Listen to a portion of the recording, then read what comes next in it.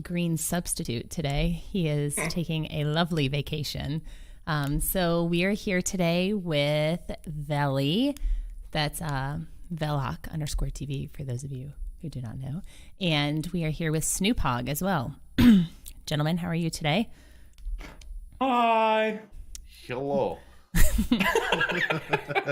So for those of you that are joining into StreamKey for the first time, this show was created by Green to help you improve your stream. So we will just talk about news over the week within Twitch, and then also hit some questions from people in the stream as well as people in the StreamKey Discord as well. So let's get this party started. What do you think? All right. So, and first we will talk about Fortnite player TSM Myth premiered a brand new song from Tech9 this week. So that was pretty interesting. Artists are starting to use Twitch audiences to debut new songs and hope to broaden their fan base. So there's another instance of where we're combining eSports with music. Yeah, we got a little collision going. Gentlemen, you have anything to? You're doing great. You're just so good. All right.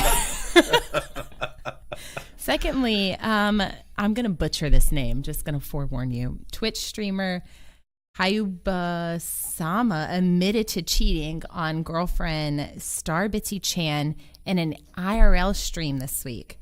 So you can see it's a really interesting VOD to watch because you can see his chat donating money to, I would assume, his now ex-girlfriend. I wouldn't assume that they're still together, right? If your boyfriend, I don't know. I'm not going to go into it. I hope not. Donating. If my boyfriend cheated on me, this is a different conversation.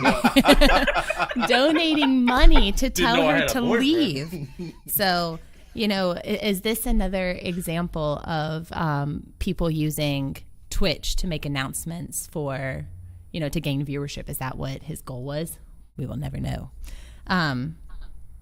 Moving right along, Gillette and Twitch have created a Gillette Gaming Alliance. So they formed a team of 11 Twitch streamers from 11 different countries to represent the brand and create content. The alliance will support Bits for Blades, which will also be premiering at the TwitchCon in Europe, the TwitchCon Europe in Berlin here. It's actually coming up very soon. It's in April, I believe, if I'm not mistaken, right? So yeah. Boys, I believe you missed out on that opportunity. We all know you could use a little razor in your life. Wow. I could do some just for men in my beard, but other than that, I need more beard is what I need. I need less beard to be gray. Yeah, you do. You really need some just for men. Wow. Some people like the salt and pepper look. Thank you very much. Well, When they're 60s, got them. oh, okay, got him in the chat. Anyway, moving right along. Helix Flame. I can't read my own writing. Helix Flame streamer was banned for playing a suggestive video to bait hundreds of viewers.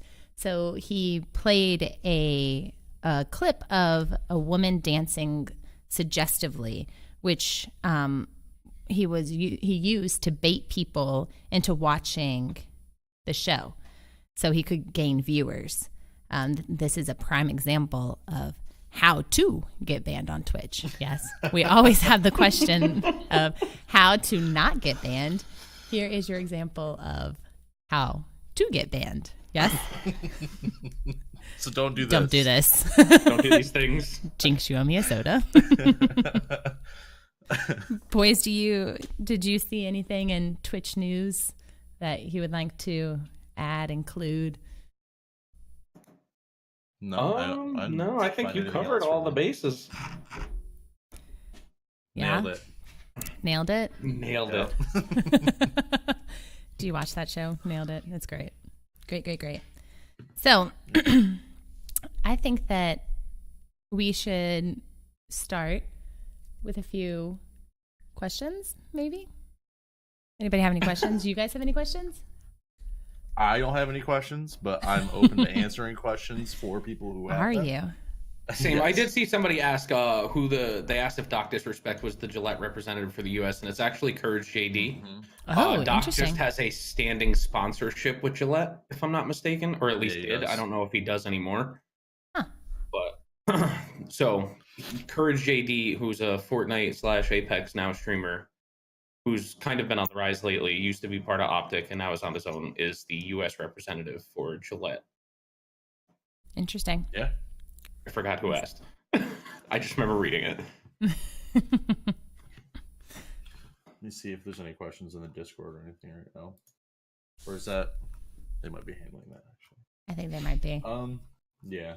So I don't think we have any questions or anything. But Snoop, you were just talking before this about how Jim Watts got partnered on Mixer. Yeah, Jim Watts, Mixer partnered in 3 months and a 4-day turnaround time on his application. So he literally applied 4 days ago and got approved yesterday, which is really good for over there because normally it takes a week or two to hear back one way or the other.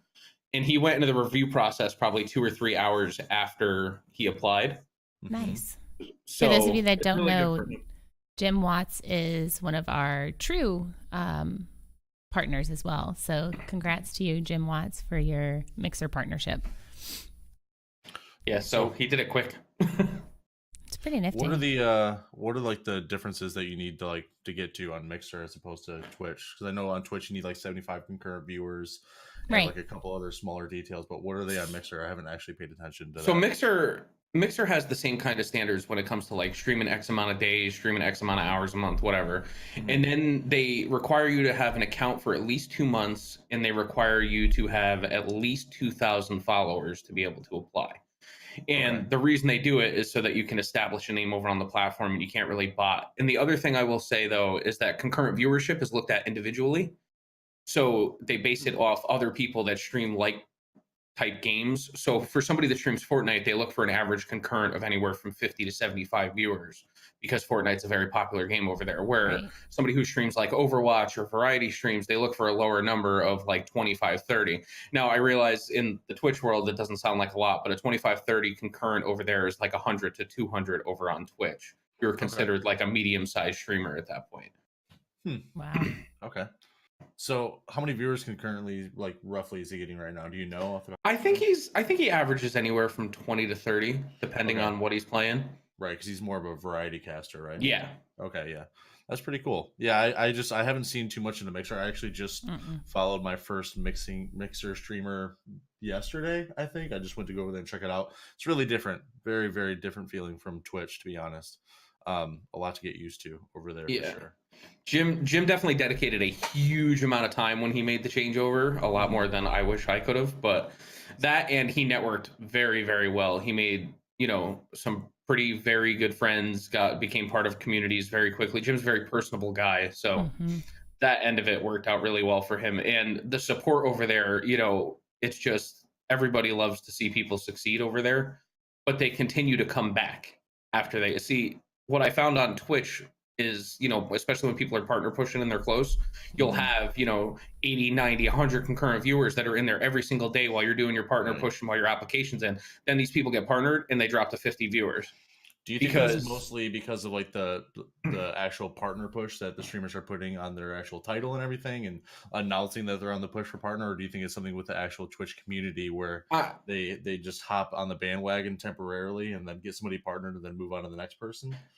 I think it's the second thing. I think it's the community likes to be part of something that's becoming, they want to be a part of your stream getting partners. So they show up every day to assist with that and help that so that they can tell people, oh, I helped that Veloc guy get partnered, but now he's partnered. So I'm going to go on to the next guy who's at like 50, 60 viewers, and I'm going to push to help him get partnered because they like to be a part of that celebration. And then after the fact is kind of like, all right, I like his content, but he's partnered now, so he's done. I can move on, which is kind of a backwards way of doing it. But I mean, everybody wants to be the first one or one of the earlier followers, big streamer, right? So, right.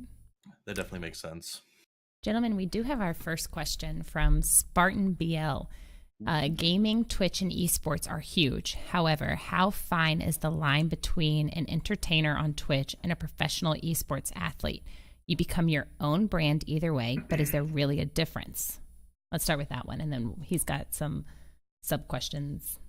Okay. The question is from Malicious Advice. Ooh, I think there's a huge difference between an esports player and a Twitch streamer. Esports, like, they don't really have to focus on like being entertaining or anything necessarily. They don't have to worry about any production value or anything. They just need to worry about playing the game. I'm not saying it's any like less or more difficult. It's just I think it's very different. As a content creator, you have to worry about a lot more things than just being good at a game. That's actually kind of like the farthest from what you need to be focusing on, to be honest. Yeah, I mean, the only examples I can think of off the top of my head are like Shroud and Seagull. There's only a handful of guys that went from esports to Twitch successfully. So with the exception of that, I think it's just like you said, it's two different things. There's, being very good at a video game, and that'll push you so far on Twitch, but then after that, the entertainment factor, people, especially if the game dies out or it's not as popular, nobody cares anymore. So they don't care if you're good at the game because you're boring. And, unfortunately, with the exception of only a handful of esport people that have jumped over and made the full-time content creation jump, I never really see many people that I've like tuned in because they're esports big and continue to watch them after the fact. Right. Do streamers put a negative spin on the authenticity or legitimacy of hardcore esports athletes, especially with the induction of streamers into professional organizations? I mean, I don't think so. You look at like 100 Thieves, where they have, they have a content creation team, and then they have, an esports teams. And while they're, 100 Thieves is an esports organization, it obviously houses more than that. It's not just, the PUBG team or the Fortnite team. It's your content creation team. It's your, team that goes out and does your merchandise. These organizations are becoming full-blown legitimate businesses. So with the exception of a few streamers that have made like the crossover, like Summit 1G crossover into CSGO for a little while and it became a meme, but he was actually good at the game too. So it's not like he was, put on a pro team on a pro stage because he was a streamer. He was put on a pro team and a pro stage because he was decent at the game and just happened to stream. But I can't think of many examples, with the exception of Overwatch League, but even Overwatch League, it was maybe 4 or 5 actual, big name streamers ended up on a pro team. The rest of the people had not been, esports people outside of Twitch, or I'm sorry, content creators outside of esports. Yeah, I mean, it's. I think there is a somewhat negative spin that people put on like more esports oriented streamers, as opposed to just like entertaining, or just like they just focus on streaming as opposed to being good at a game. I mean, if you think about like Ninja's always getting some sort of flack, and that's because of how huge he is in the first place. But also, like, you compare Ninja to Tim the Tatman. Tim the Tatman is far less good at video games than Ninja is, but far more entertaining. And I think it all really just depends on what you're trying to get out of watching a stream. If you're trying to watch a stream just to see how good the person is or try to learn something, obviously you're probably not going to watch much Tim the Tatman as opposed to you are like Shroud or Ninja or anything like that. It all depends on like kind of what you want out of it. I think there are people that put a negative spin on the people who focus on being good at the video games, but I mean, I think they're just louder than the person that's just trying to casually watch everybody. Right. I agree. Yeah. And MPI brought up in the chat about how Optic has focused on content creation since the beginning of esports. And that's where Nadeshot, who now runs 100 Thieves, which is arguably the most successful esports organization out right now, came from. And their focus was content creation to get their name out there and be able to fund their esports venture. So it's more, I think it's been hand in hand for a long time. It's just not really been noticed because people don't pay too much attention to it. Like, Ninja's part of Luminosity. He's been on Luminosity for years. Ninja doesn't play professionally. Yeah, that's true. Yeah, I mean, Optic has been doing a lot of stuff as far as content creation. I mean, since even before like I knew about Twitch or anything like that. I mean, I remember Nadeshot was always making some sort of videos of like the life of Nadeshot, stuff like that. So he kind of set himself up for success way in the beginning of like even before or probably considering starting up his own team. He's been huge on YouTube. He has a lifetime Red Bull sponsorship, I'm pretty sure. He doesn't even compete anymore, and I'm pretty sure he still has that sponsorship going for him. Mm-hmm. He's just set himself up very, very well for a kid who's like probably in his early 20s. I think he's set. You know what I mean? Yeah. He's been making some serious moves since day one of being an optic. Chat, don't forget that we are taking callers, so you can join us. Yes, and then you'd have your lovely video up on this lovely jumbotron if you wanted. Did you make a heart? Nobody likes you. Wow! Look how toxic Katie is in that host chair. A little bit of power goes right to her head. I see it. No, I do Over that here all the time. We are so all sorry, professional, all professional and news anchor like before, and now she's just attacking me. I still am Katie Couric. It went from CNN to TMZ real quick in here. Oh my god. Too funny. Too funny. Finn, I don't know if it's like, I mean, I guess some people would think that Ninja is more as being a streamer than Tim the Tatman, but like I said, it all depends on what you want out of it. If you're looking to watch someone who's better at the game, then you're going to watch Ninja as opposed to Tim the Tatman. It's just like, to say that Ninja is a more entertaining personality than Tim the Tatman, I don't know. I guess that is my opinion, but for me, the difference between Ninja and Tim the Tatman is skill or actual entertainment. Well, as far as being a content creator. Yeah, I mean, on the factual end of it, if you want to get down to the brass tacks of everything, Tim has sold himself as an entertainer for years. That's his bread and butter. That's his brand. Where Ninja was originally esports, and now he's the mix of entertainment and esports. So I kind of look at it. It's just like a Shroud. A lot of people don't like Shroud's personality, and a lot of people do. Mm-hmm. I don't think Shroud is the most entertaining person, but the combination of him as a person with his skill level and just watching the insane stuff he does in games is really just kind of what I think bolsters his numbers so much. It's why he's crushing it right now. Right.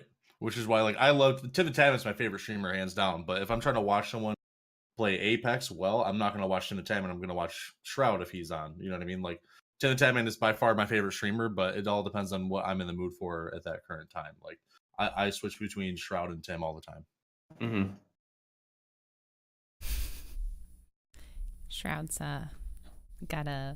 he's a human aimbot. Oh, He's insane. He literally is. He just put out a video where he's faster than an aimbot. Mm-hmm. Yes. Yeah. Which is ridiculous. It doesn't make sense that he's a human being. Like, he's a robot. He has to be. Like, there's no... My brain can't process the fact that he's a real person just like me. You know what I mean? That's insane. It makes me sad. And he can do it for 18 hours a day. That's the most wild part. Like, no fatigue, nothing. He goes from winning games from the very beginning of the day till 18 hours later, he's still winning Apex games.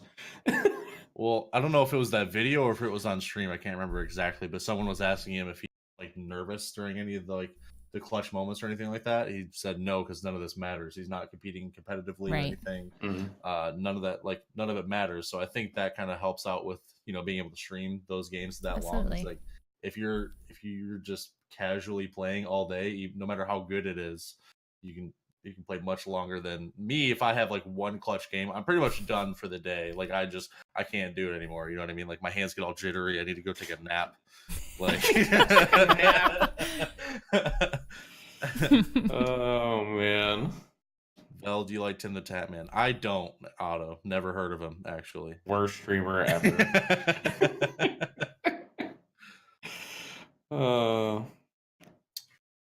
Just all the toxicity. We need questions for less toxicity. Less toxicity. Oh man. Yeah, guys, don't forget to call in. Callers do have priority over the text questions in the chat. So, Katie, question for you. Okay. How nervous are you right now?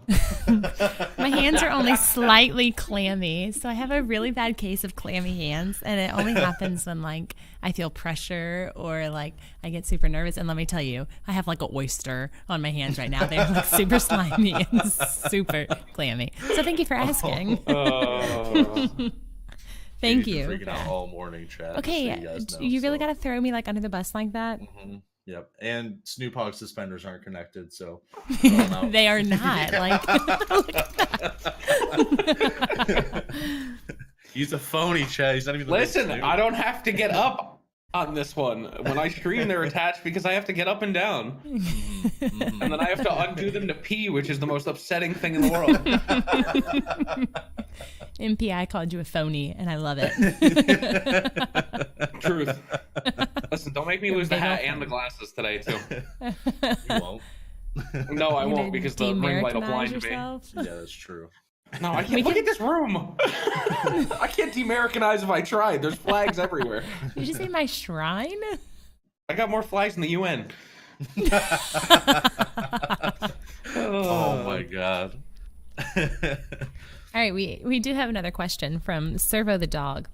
What was it like to have a game like Apex kind of come out of nowhere after focusing on other games? Were you worried about losing viewers, or was it an opportunity? Both. Like, switching to it, I was really excited because I was like worried that Fortnite was going to be the main thing for a lot longer than it already was. And getting burnt out on Fortnite on a game that I didn't necessarily want to play in the first place, but eventually ended up getting addicted to.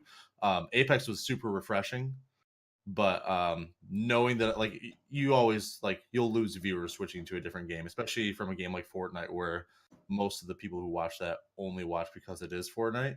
They don't really too much care about like the actual person themselves. So I knew I was going to be losing viewers, but I saw it as an opportunity to, you know, do something a little bit more entertaining for me. You know, I thought Apex was a lot more fun of a game. So you have to look at the good and the bad. You know what I mean? What about you, Yeah. Snoop? I mean, Apex, it was the most welcome thing. I think timing-wise, it burned a huge amount of IPs that were all coming out at the same time. Mm-hmm. You know, Anthem came out like a week later, Metro, all those games came out and nobody cared because Apex just dominated everything. But I don't think it hurts viewership. If anything, I think it gives you the opportunity to reach newer people. Mm-hmm. And your diehard people are going to be there no matter what. You know, your community shows up day after day, regardless. I could play Hello Kitty Island Adventure and they'd be there. But I'd probably get more viewers, to be honest. But I think you should try it. when you play a game like Apex, it's, you know, it draws in that BR crowd regardless, and you actually get the people from Fortnite who are diehard Fortnite people that just want to come in and be like, "Hey, Apex sucks. Go play Fortnite," and they're still in there as a viewer. So at the end of the day, I lost a lot of my just Fortnite viewers. You know what I mean? I went from I'm surprised, to be honest. My hardcore, like the people who actually, you know, want to watch me stream, like those people stayed and came with me. But the people who only showed up to play Fortnite with a streamer every day, you know what I mean? Like those people, they don't necessarily care about Apex because it's not the same game. It's a battle royale, but there's no building. It's so different, and there's no reason to watch somebody play Apex if you're trying to be good at Fortnite. You know what I mean? Yeah. See, for me, you play a lot of viewer games where I don't. So that's I think why you saw probably a bigger dip than I would have. Only because you know what I mean? It's not a game that I played with people in the first place, so it didn't really matter in that sense. So I think, yeah, from your point of view, that makes a lot of sense, actually, because a lot of people can't build an Apex and they get upset. So they only want to play Fortnite. Do you feel like it's important for streamers? This is me asking you a question. Do you feel like it's important for streamers to play games that only,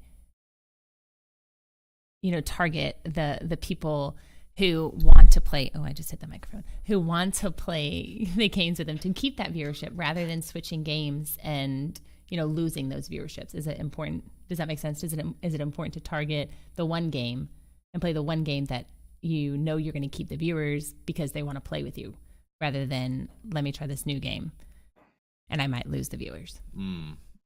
If I wanted to keep viewers, I would have probably stayed with Fortnite, even though I don't like it as much as Apex.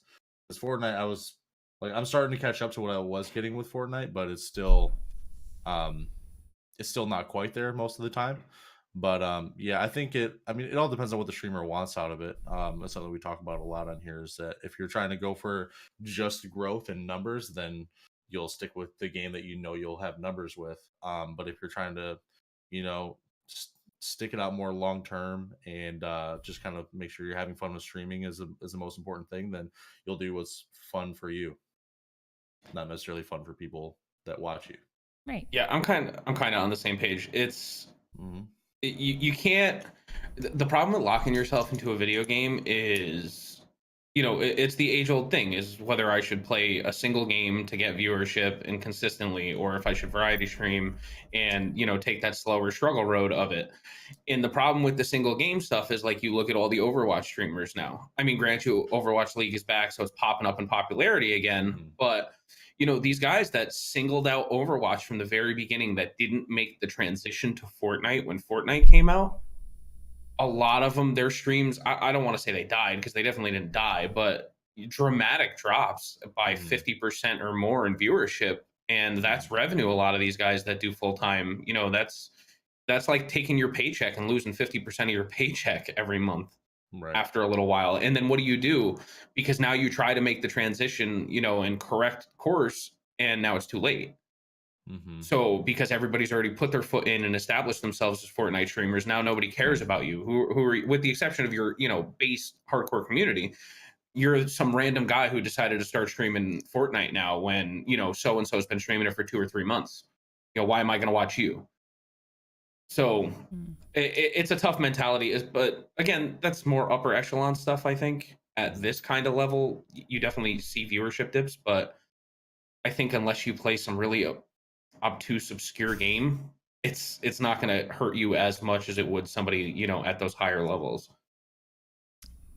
Right. We have a question from Automania. I think that's how you say the name. Sorry if I butchered it. Do you ever worry or think too much about what friends and family would think about you streaming when you first started? Yeah, definitely. I mean, for me, I was worried about what everybody would think. You know what I mean? Like, because what do you say when someone asks you what you do? I play video games on the internet and people watch. Are you good? No. You know what I mean? Like, I'm not even good at the games that I'm playing. Like, so people just watch you? Yeah. Well, what do they do? Live their lives? Like, you know what I mean? And they give you money sometimes. Well, don't they have lives to live to spend money on? I'm like, yes, but like, there's always like these really weird questions that like make it seem like you're not doing anything worthwhile and you're making people watch you that also don't have anything worthwhile. Like, they're just other people living their lives too, and I'm just doing something that I actually want. You know what I mean? So I always get really weird questions from family all the time. Not necessarily my mom and my dad. They've kind of just I don't know. I think they're kind of more supportive of it now. But aunts and uncles and stuff like that, they just have no idea about any of this. It's always a weird conversation. Yeah, it's definitely a balancing act at first, because you don't want to. My thing with it is I didn't want to really tell anybody until I felt like I was decent at it. Because I didn't want to be like, you can go way back in the beginning of my streams, and I just kind of sit there and stare at the computer and play a video game. Like, it's boring. It's stupid. It's not why people go to Twitch 90% of the time. Right. So as it became more established and stuff, like, they found out at work off a fluke, and, they kind of embraced it. It was more supportive than I expected, I guess, is the way to put it. So after that, I just kind of didn't really care. You know what I mean? Plus, I convinced my sister and brother to sub to me, so that was fun. I was like, you have to. It's a requirement in life. It's a requirement to be my sibling.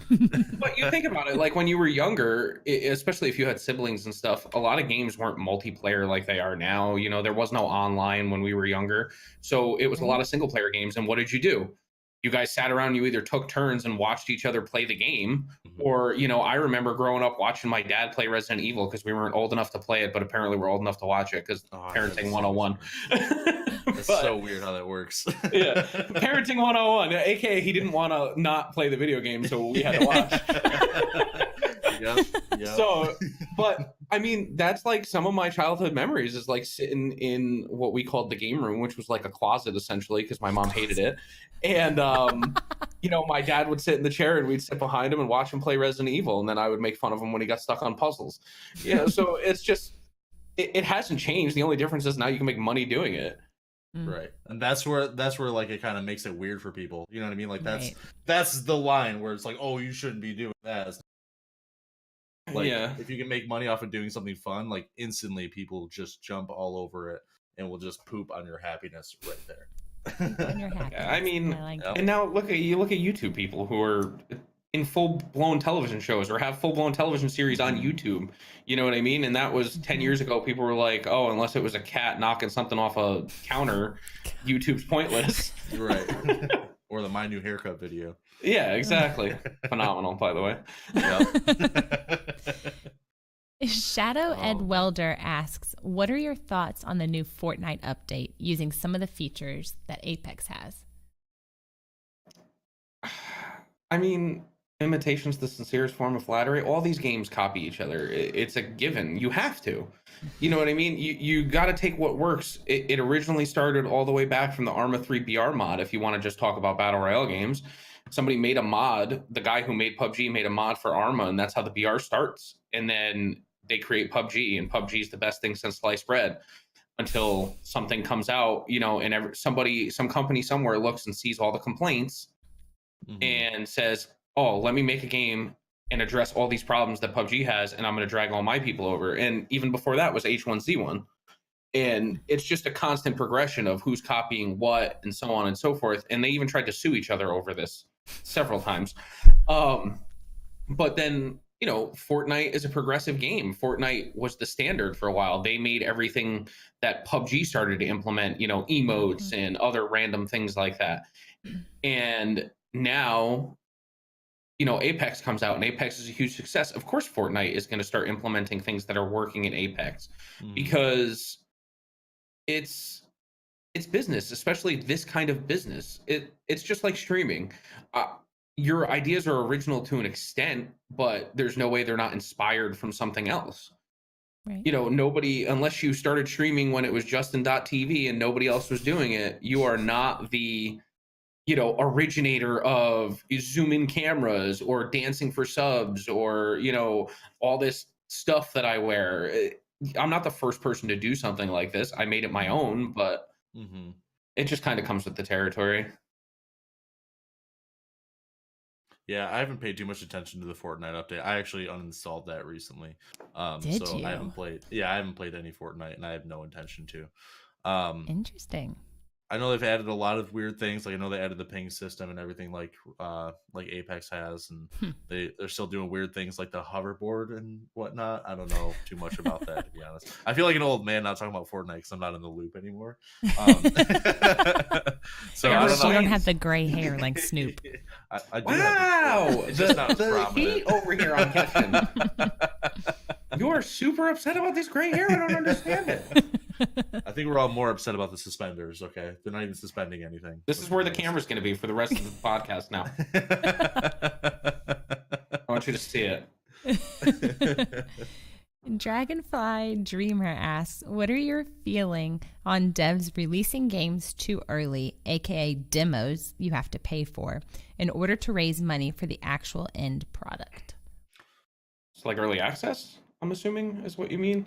Yeah, I don't know if that means like you're paying for like if you're paying like money for just a demo that's not even going to turn into the full game. I haven't heard of that, but that doesn't sound like something that I'd want to purchase. I'd be more okay with doing something like Kickstarter, to be honest. You know what I mean? Like the Kickstarter game, I wouldn't want to spend money on a demo. That just seems...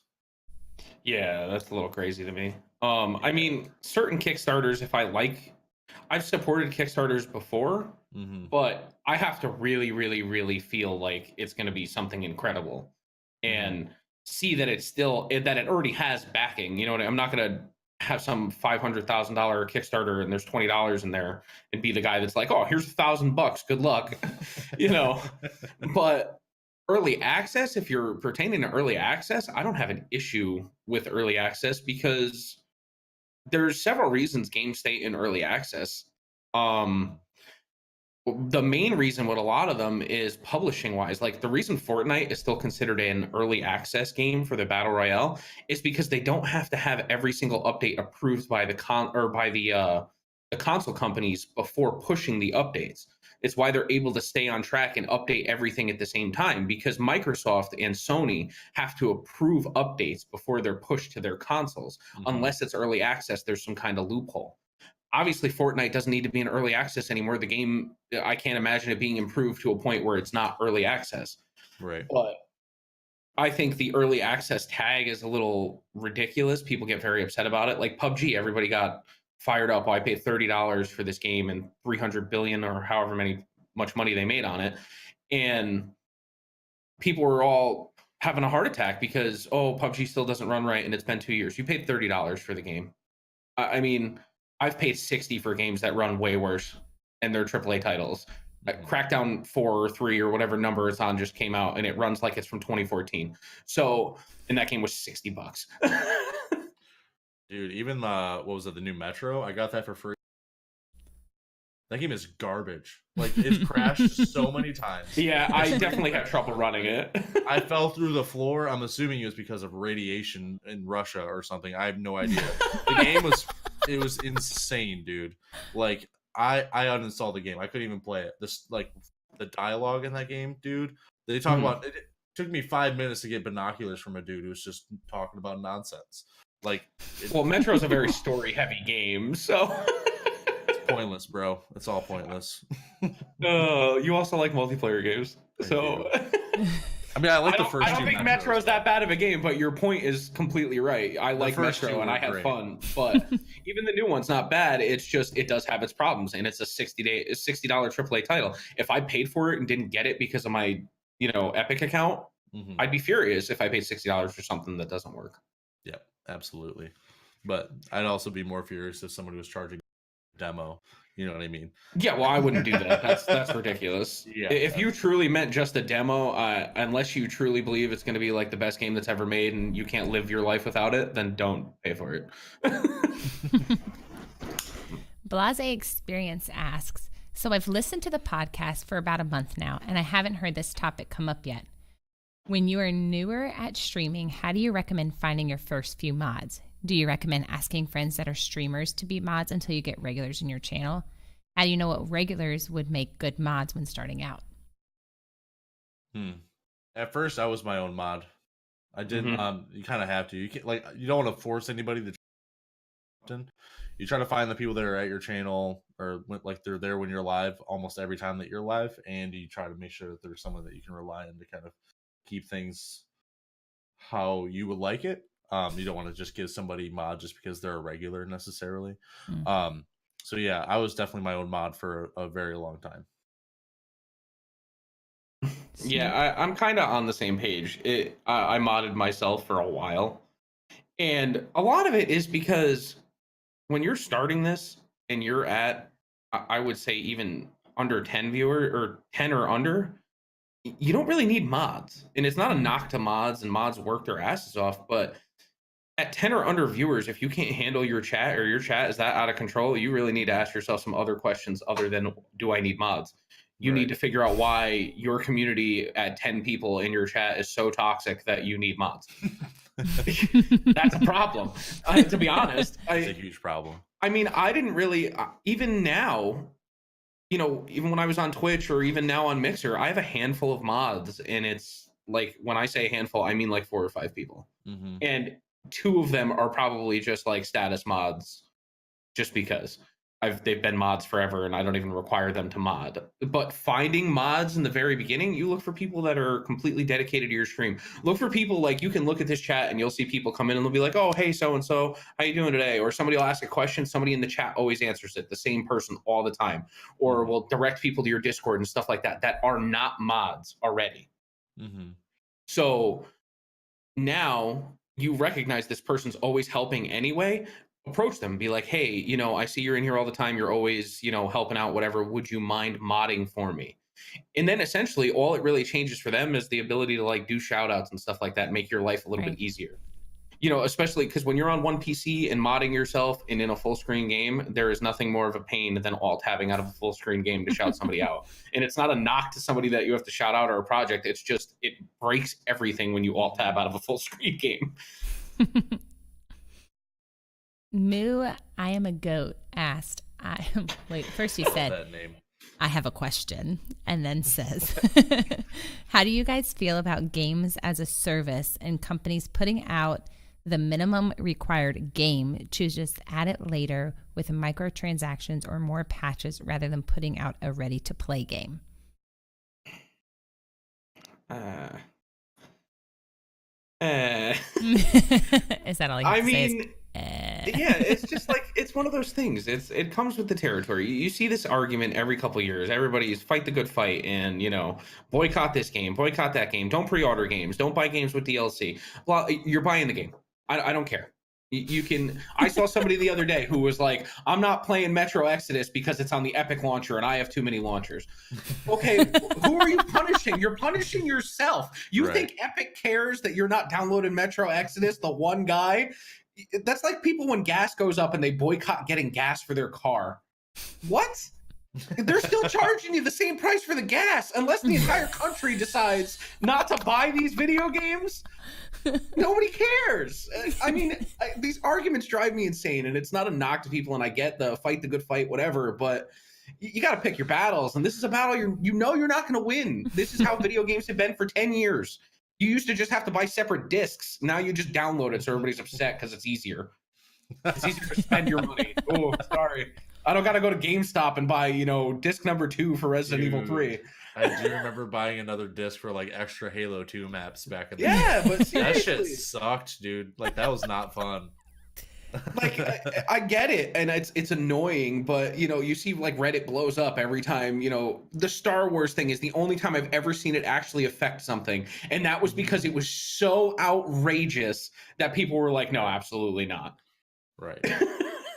Other than that, unless it's something absolutely egregious that's horrible and you should, never be allowed to conduct business again, like EA, then who cares? It's DLC. Everything has DLC now. It's a given. Day one DLC aggravates me, but guess what? Everybody still buys COD. It's true. That's very true. Devin, Veli, did you have anything that you wanted to add? No, I think he kind of nailed it right there, to be honest. Like, it's just easier now just with DLC, and yeah, I don't know, it's just easier now. Like, he nailed everything that I was gonna say. There's really no other argument for it, you know what I mean? You'll spend $20 on V-Bucks for skins in a free game, though. No problem, no question asked. But God forbid they had DLC. Yeah, Not you. I'm just saying in general. He called you out. That fish head skin, gotta get it. Free game though. That's okay. It wasn't a fish. It was a shark. There's a fish. There was. Yeah, yeah. See, I stopped playing the game. But seriously, I've probably spent $200-300 on Fortnite. Shame on me, but seriously, it's a free game. I've spent more money than I would have if I bought all the DLC for Rainbow Six. That's true. Oh man. I think the most money I spent on a game is CS:GO back in the day. Oh my God, crates? Forget about it. Well, I bought 3 copies of the Forget game. about it. Oh, 3 God. copies? Yeah, you gotta have your main, which you'll get banned on actually week or 2, and then you have the other ones to go troll on, and then you definitely get the 2 to 3 week timeouts on those. And by the time that those are up, you're good on your first account. Jeez. Oh God. Well, and the only True other life, problem you I have an see is issue. Yeah, like absolutely. MPI brings up, he said that he likes that they're able to patch the games and so on and so forth, but they use it as a crutch. Here's the other problem: is everybody's impatient, and it's the "I want it now" culture. We live in 2019. Everybody wants it right now, and they wanted it yesterday. And if they don't have it, they're going to set the world on fire. Yes. It's ridiculous. This is why developers push games out that aren't ready, because people flip out. You know who the only people I've seen so far still stick to their guns is CD Projekt Red with Cyberpunk. They have told people to go F themselves for 3 years since they released that trailer, essentially. They don't care. They're the only group, though, because everybody cries and pisses and moans and creates a Reddit riot about the fact that Final Fantasy 15 got delayed an extra month because they're trying to put out a good product. No, they'd rather have the broken product so that they can complain about that after. Blue Kitty asks, do you think it's possible to be a successful streamer if you can't keep a schedule because of health issues or disabilities? Snoop, I think this This is a perfect question for me. So I don't have any disabilities, and I guess my health issue is that I'm fat. So just to cover that one real quick. Aren't we all, man? The long and short of it is that I took a step back. I streamed on a regular basis on a schedule, and I felt bad because me, myself, Vel, and Rob, aka Not a TV, all started streaming together. So it kind of threw a wrench in that. But they got really cool Coffee Crew graphics out of it. So, but seriously, I think it's very possible to stream sporadically. Do you know how many people have been partnered on Twitch or partnered on Mixer and so on and so forth that do not have a streaming schedule? There's a lot, because it almost adds that, it's like those, what do they call those like pop-up concerts that people do in New York City. Like you'll hear about a random band, like a bigger band just doing a pop-up show, or like comedy shows. Like you go to a comedy club and all of a sudden Bill Burr just happened to decide to do a set one night. It's kind of that end of it. I look at it as being able to, have that exclusivity behind it, but you have to take care of yourself. Like I was saying to them right before we started, unless streaming is making me $10,000 a month where I can quit my job, support my family, and live incredibly comfortably, it's a hobby. For 90% of people, it's a hobby. And I finally, after a year, realized I'm not going to hold myself to some crazy schedule and sacrifice other things in my life because I feel like I need to stream, because I want to get partnered, or because I want to increase my viewership, or so on and so forth. It's not realistic. It just doesn't work for a lot of people unless you have the ability in the support system to do this on a regular basis and streaming is your job. Then you can't, if you can hold the schedule, obviously it's going to help you grow as a streamer, but don't feel like you have to do it. Because at the end of the day, really ask yourself, if you're on that schedule 5 days a week and you're live Monday to Friday, 8 a.m. to noon, or 8 a.m. to 4 p.m. every Monday through Friday, what are you getting out of it? At the end of the day, can you be doing more productive stuff with your time to increase and fix your health, or, make more money and, pay bills off, or whatever the case may be, by not streaming? So I don't know. I hope that helps. I don't know if it does. Piggybacking on that, Just Pandy asked, would you agree it's fair to say that it's wrong to go into streaming with the mindset you'll make money off of it, and more correct to go into it with a passion for content creation and using it as an avenue to sell yourself as an entertainer, not including those streaming as a hobby, since they are less likely to look at it for money, at least initially. Words, they're hard. I think there's nothing necessarily wrong with going into streaming thinking you could potentially make money. I don't think there's anything with that. I think going into it not necessarily wanting to do it just because it is streaming, I think that's where you're going to have a lot of difficulties, because you're going to burn yourself out. If you're only in it for, you can just make money by playing video games, it's probably not going to work out. You know what I mean? Because there will be days where not only will you not make any money, there's a lot of those where you don't make money, but there's a lot of days where you also don't have anybody watching you, or anybody to talk to or anything. And if you don't enjoy streaming for streaming, those days are going to be the ones that burn you out the fastest. A good day of streaming, like where, say, you do make money and you do have a lot of new viewers or subs, or just a lot of people to talk to in your chat, that can be a really great day, but it means nothing compared to the days where there's nothing going on, you've lost your viewers, you have bills to pay that you can't pay because Twitch isn't working out for you. So if you don't like Twitch for streaming, then don't stream. Yeah, I mean, I think I'm a little bit on the other side of the coin with it, and the only reason is because I look at it as it's a business venture. This is a business at the end of the day, and how many people open a business at first with the you don't open a business. Most people, let me correct myself, don't open a business because they're just passionate about candles. They make a business because they want to make money. So at the same time, you starting a Twitch page and everything else, if you're doing your research and you're putting in the effort to find ways, you're looking at algorithms, you're putting in the time to network outside of it, you're advertising everything before you even start to try to build that hype around it and to make money in that sense of it, then I don't see an issue. But you have to have a plan. You can't just, I'm going to go live and make millions. It's not going to work. Right. I don't care unless you're, for somehow you're the most entertaining person no one's ever discovered before. That's a word. Prefer. Words are hard for him too. Oh my God. Anyway, so yeah. Treat it like a business, then I don't have an issue with it. But if you're just going to hit go live and think you're going to make millions of dollars, you're going to have a bad time. Yeah, for sure. There's so much work that goes into streaming. It's insane, and like it's a lot of mentally draining stuff, and it's a lot more than just turning on the stream and playing video games. You know what I mean? So yeah, I mean, Snoop is definitely right with that. Like, you definitely want to treat it as a business as much as you can, because if you are streaming, you're probably looking to get a little bit of money out of it, but that shouldn't be the only thing that you focus on, is just making money.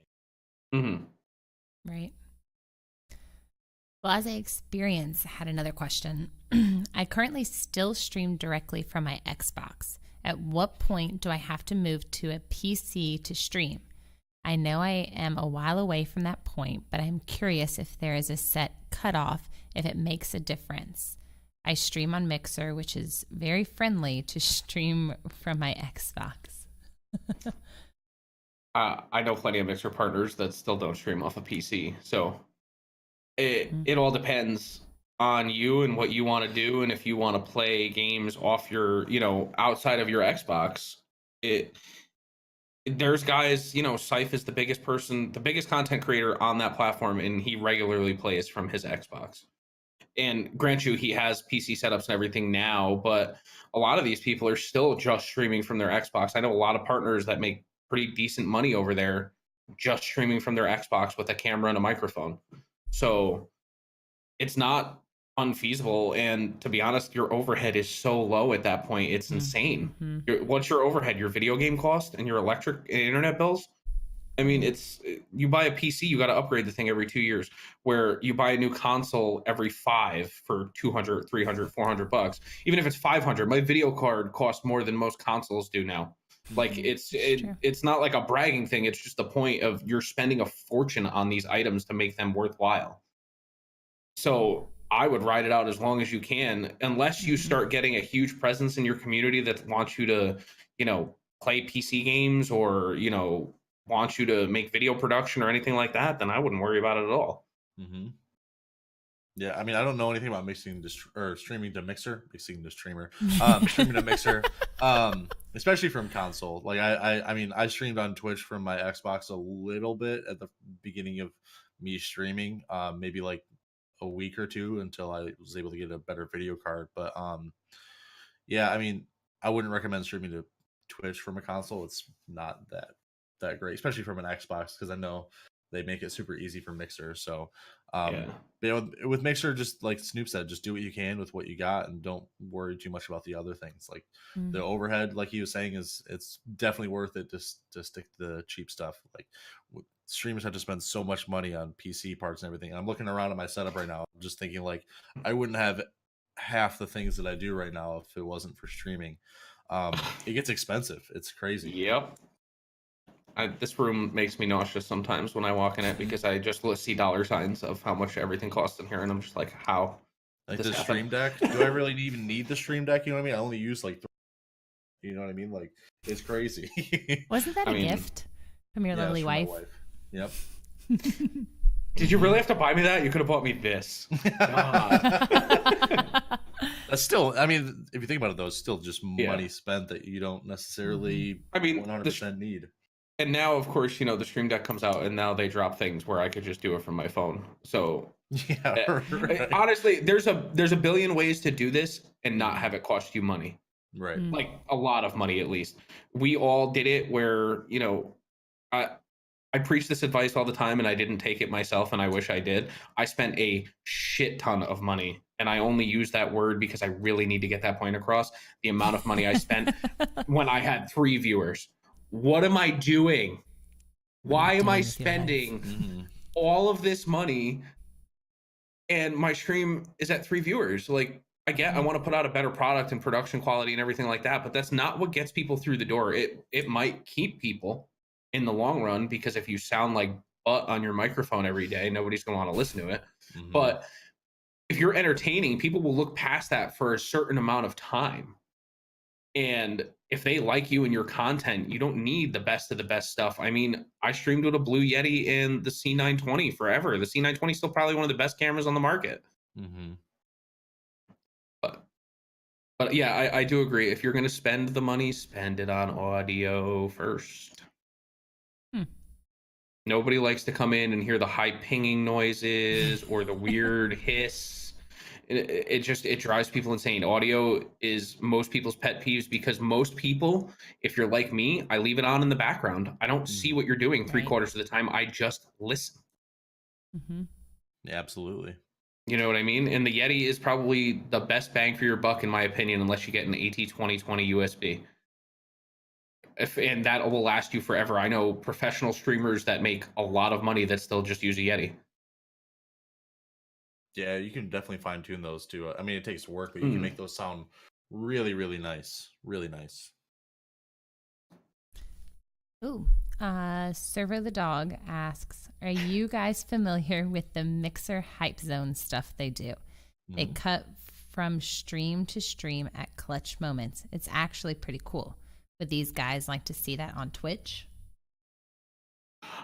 I don't know how Twitch would implement that, just because of Mixer has an entire team dedicated to the algorithm writing that pulls all the info and all the data from their site. And like the Hype Zone for Apex, they just came out with it. They dropped it like 3 or 4 days ago, I think. And the game's been out, maybe a month and a half, 2 months. That was the big problem with their spectacular secret release. Nobody had time to prepare for anything.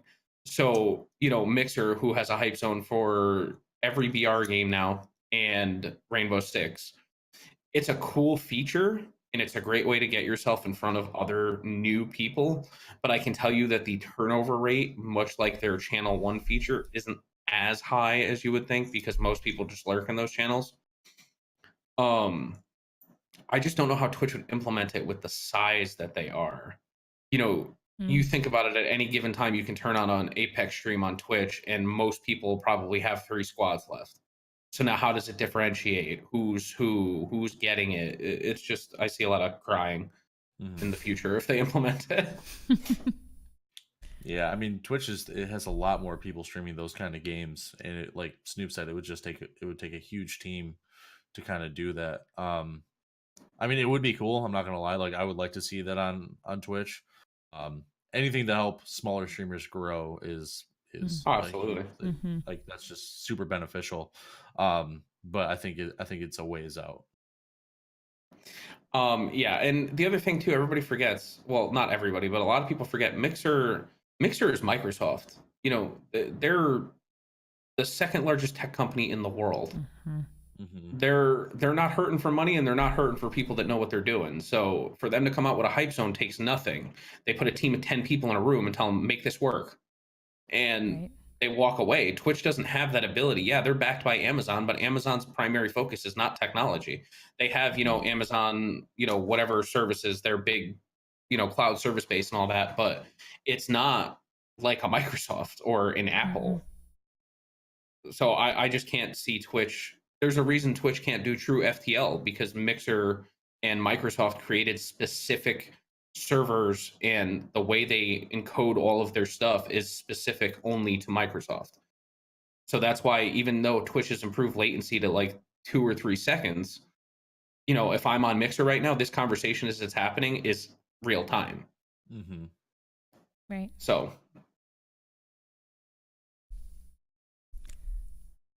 I have a question. Have you guys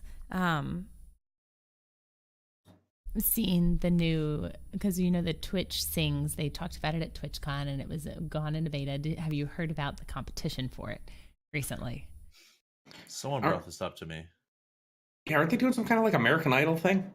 Yeah. Kind of, pretty much. I mean, really, if you think about it, that's kind of what it is. Like you're competing to I think the prize is like $10,000, I think, something like that. But you have to go to TwitchCon in Berlin, TwitchCon Europe in Berlin, if you're one of the finalists. And which is interesting that we have American Idol. And now Twitch idol. Right. Well, Twitch I mean, idol. it I don't know just that keeps one's with going the to stick flow. though. Right. It keeps with the flow of Twitch going mainstream. You know, Right. this is becoming a mainstream media. Right. It's these partnerships with, you know, sports is just the beginning of it. You're gonna see live television on a regular basis, probably exclusive to Twitch. You know, you're gonna see companies or, you know, cable and broadcast companies like ABC and CBS and stuff like that wanting to come to Twitch and premiere, you know, exclusive episodes for X amount of dollars of The Big Bang Theory or whatever, and it's going to be on Twitch. So depending on where you sit on Twitch and who you are, that could be a good thing and it could be a bad thing. Right. I'm really excited to see where this continues to go, because it started out with kind of like the NFL streaming those games, and seeing streamers kind of merge into other things like the Twitch Sings competition. Like that's really cool. That's essentially seeing somebody like Jimmy Fallon on American Idol. You know what I mean? Like it's kind of like that kind of a crossover where it could be really cool in the future, seeing streamers on multiple essentially TV shows. And you get to see multiple sides of them. And I think that's awesome. That's super exciting. Yeah, I agree. It's going to be really cool. Absolutely. Plus somebody gets to go to Germany. Yeah, right. Blase Experience asks, for Snoop, do you think Mixer will expand Hype Zone to games that aren't Battle Royale or FPS? So they did something last year around April Fools called the Chill Zone, where they like swapped between variety casters here and there. But I think that's where they developed their Channel 1. And for those of you that don't know what Mixer Channel 1 is, Channel 1 and Channel 1 Plus, which is their 18 plus version of it now, it cycles through a partner every 15 minutes. Doesn't matter what you're playing, doesn't matter what you're doing, as long as you're live and you're a partner, it'll cycle through for discoverability. And what they do to draw people into it is they offer double sparks if you're viewing that channel. And what sparks are is the free currency that you can give to streamers that eventually pays them out from Microsoft or Mixer. So I don't think they're ever going to bring that back. I think that's what they developed Channel 1 for, more so. And a lot of people, they get upset because it's, you know, it's like everything else with this small streamer stuff.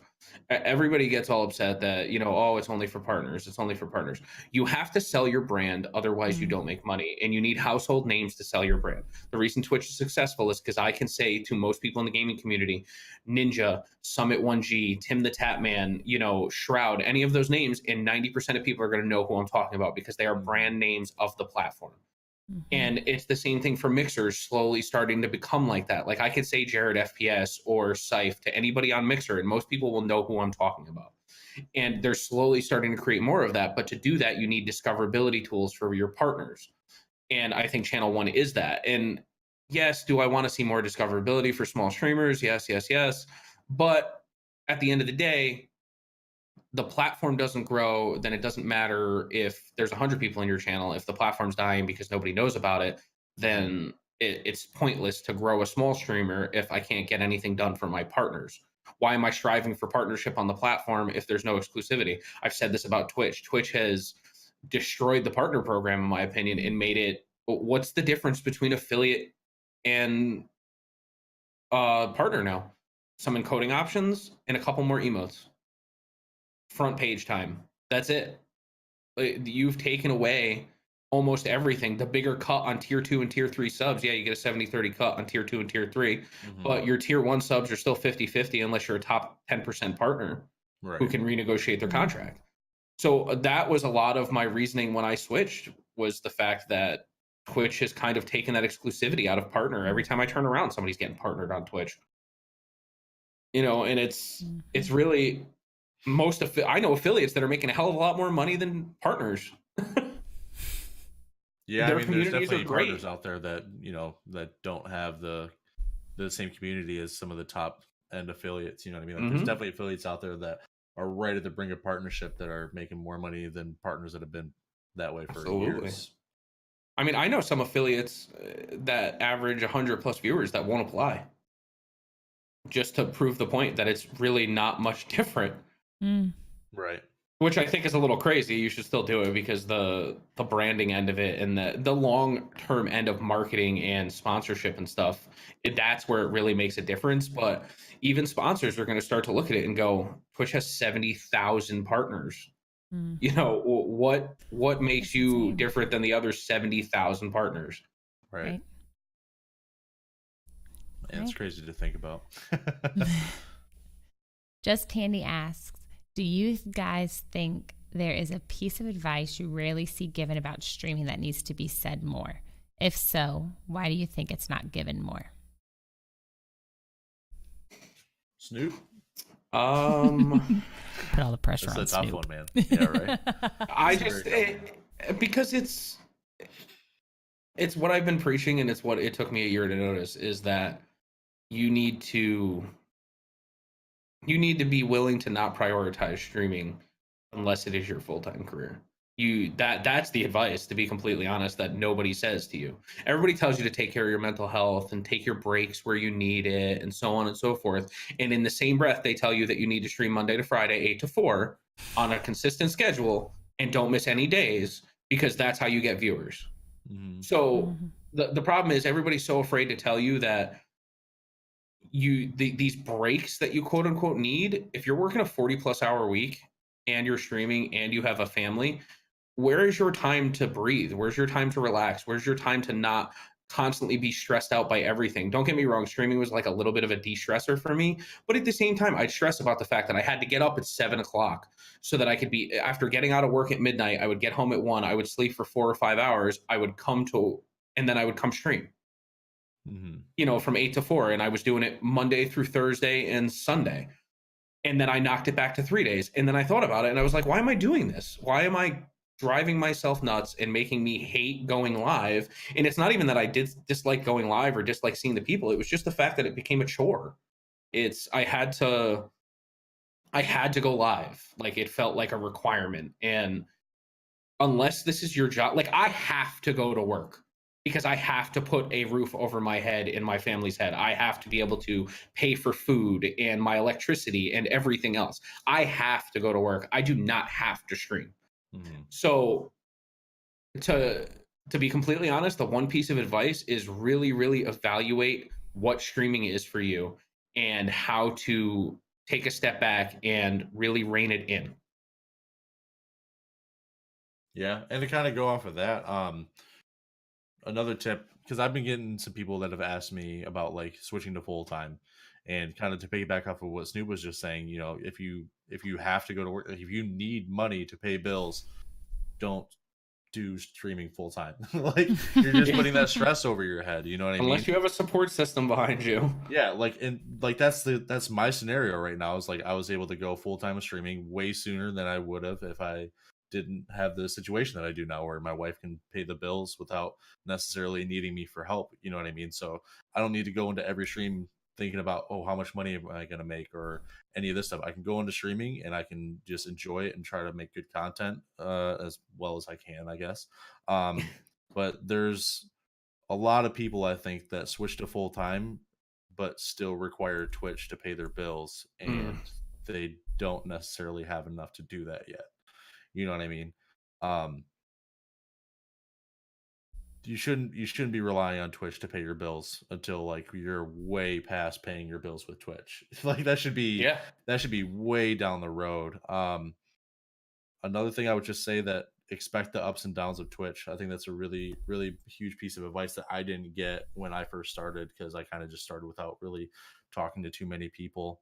There's going to be a lot of dips and plateaus and peaks in viewership, and you just have to learn how to roll with the punches. Yeah, that one I agree with full-heartedly too. Nobody tells you how bad it sucks to stream to no viewers for a month. Yep. Or to stream to 5 viewers and then to no viewers. You know what I mean? Yeah, that's even worse. Yeah. To get people and then have them disappear. Or having to remember how to... That was my biggest struggle with swapping over. And I mean, luckily, some people came over with me, but my biggest struggle was going from a very active chat to a not very active chat again. Yeah. Because you have to remember how to monologue all over again.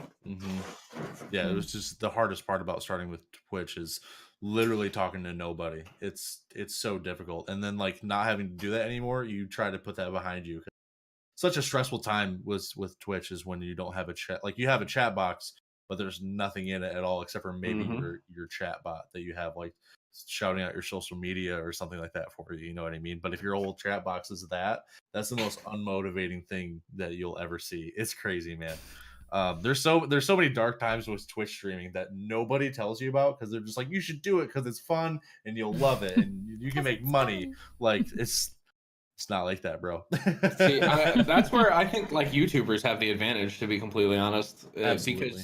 Because I make that video, I upload that video, and then it's out of my hands. I don't have to stress about who's coming in and or not. And, you know, some people might not watch it or like it, but, you know, whatever, it's up there, it's done. You know what I mean? It's not like I have to consistently come back and do it again.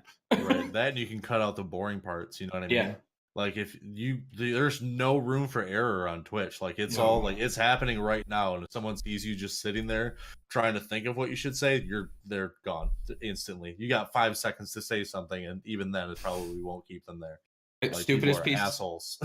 Stupidest piece of advice I could give you is I had a little timer on my desk, and it sounds so dumb now, and I can't even believe I did it, but it really did help.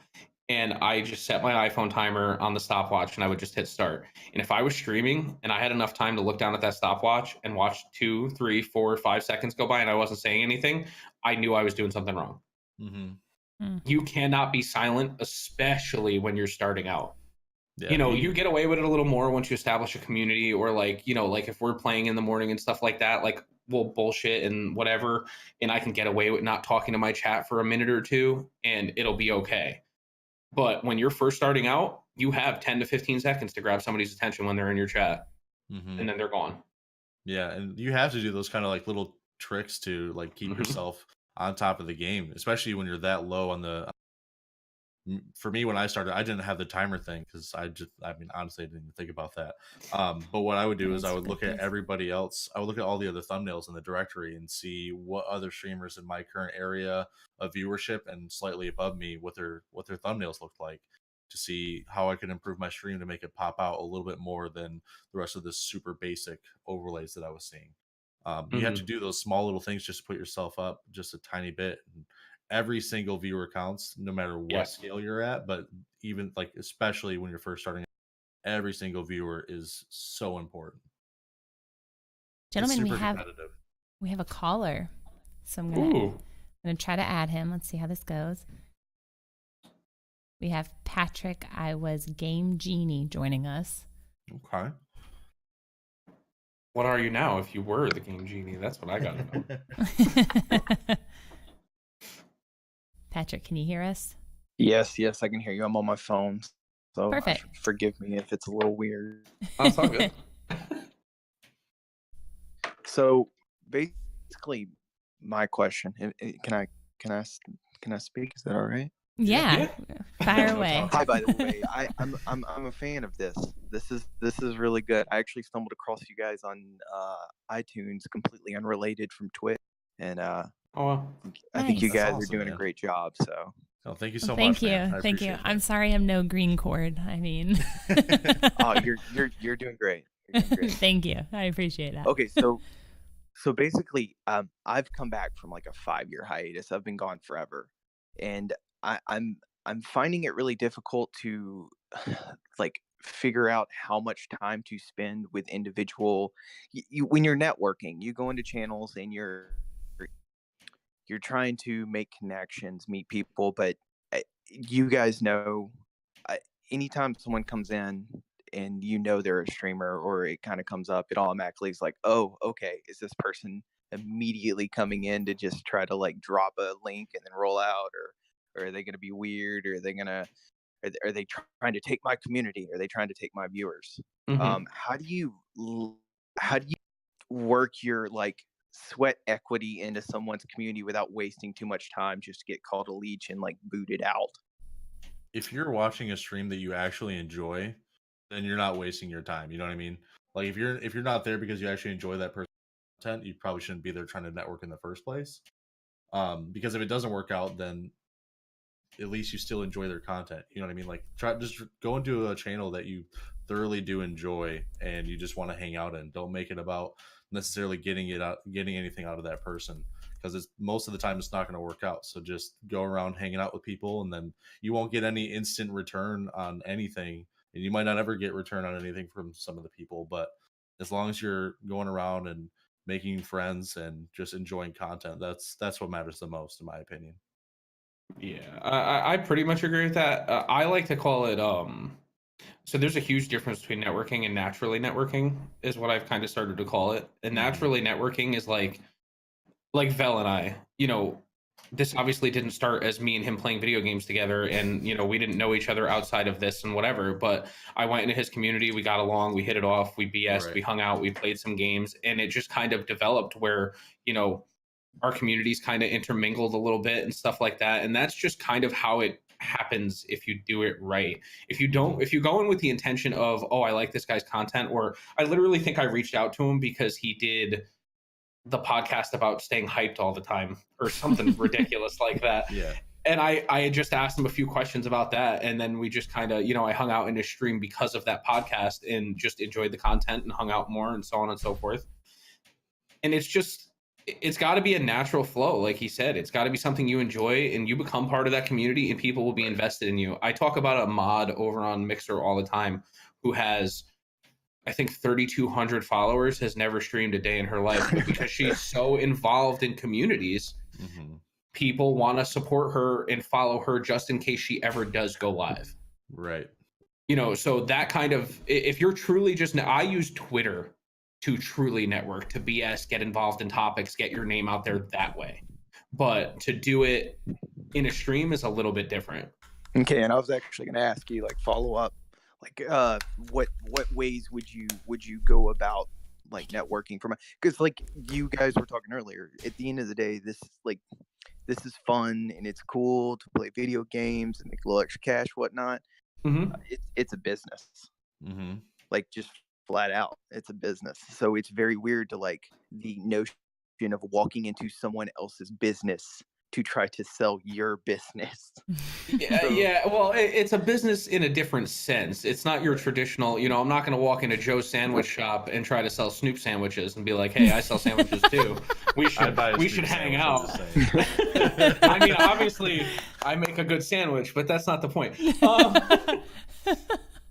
It's a little different when it comes to content creation and stuff like that, because it's community based and it's hearsay based. It's just like, so I come from when I was working out and starting to get back into it. I did a lot of CrossFit, and CrossFit is kind of like that. Everybody owns their own CrossFit. Well, not everybody, but the people that own their own CrossFit box or their own CrossFit gym, obviously they all want to do well. You want your members to keep coming back to you. But at the same time, it's very network heavy in, you'll have like my chiropractor I met through my CrossFit gym because he did a seminar on active release training for muscle knots and stuff like that, or nutritionists come in and give a conversation like that. So just to equate it to something else that's not streaming, a lot of it is hearsay and, being friendly with other people in the community.